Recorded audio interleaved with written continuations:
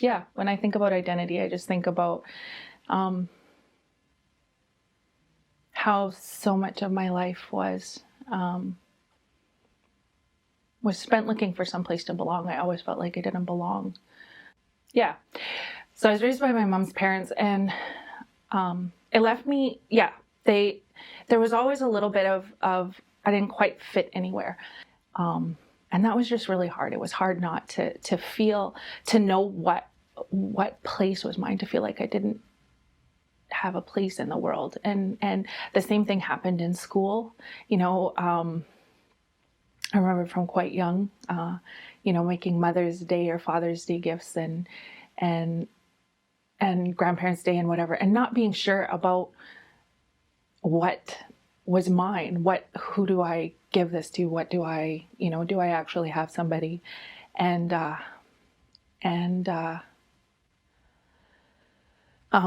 then there was the whole thing of being Indigenous and being a little bit different because of that. And there was just so many things in my life where I felt like I didn't quite, I was a piece of the wrong puzzle. I didn't quite fit anywhere, and it might seem like I did, but I didn't. And I know,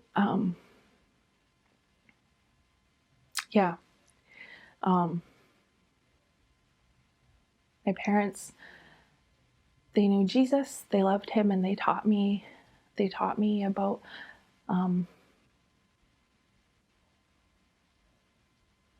the love of God. They taught me what Jesus did for them, and that doesn't necessarily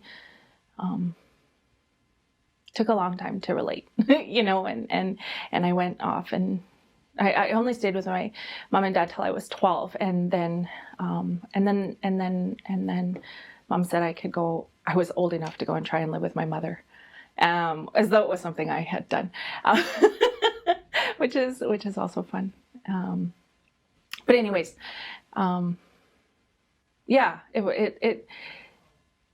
that sense of not belonging, of not fitting anywhere, led to a really, really hard teenage years. I was out on my own essentially from I was about 14. I would say 12, but I was in my mother's house at that time, but it wasn't, I wasn't parented. But by 14, I was away from my family and out doing whatever, and still needing a place to fit, still feeling like I was on the outside of everything. And as a result, it meant I was desperate for somebody to want me. And so I started partying. I allowed things to be done to me that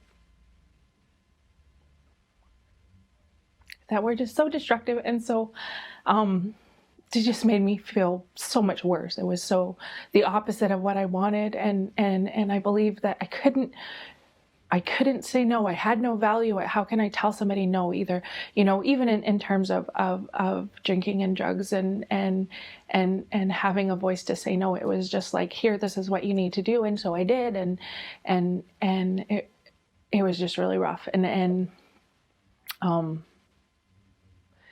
for me that was what changed it is finding an identity in Jesus, finding that I had a place to belong. These days, I love Ephesians chapter 1 and 2 because it's full of things that God says I am, how he sees me. And it begins with the fact that he chose me before the creation of the world, and that I'm adopted unto sonship. And that's, adoption in as we know it, doesn't often equate sonship. It's, you see people introduce children that as, the child they adopted or whatever, as though there's always that little bit of an outside, a little bit of a distinction. And God doesn't do that. He doesn't say, well, you're mine, but I got you from, we're his. And I think that I look around here at what we do at ICYA, and there is that need to belong, and that's what leads to gangs, and that's what leads to partying and wandering, and yeah, and everyone just needs to know they belong somewhere, and the love of God is so pivotal in that, because as people we're so fickle, and I just want us to be able to do that well here in what we do, and look around at young girls that come here, that live around here, that I see walking by, and I recall where I was, and I know that God rescued me, and He can do that for others, and I think it's so important in what we're doing here. And I just want to be able, for us to be able to do that well, to love well, to share that there is belonging for everyone that we encounter, everyone that comes in these doors and walks these streets.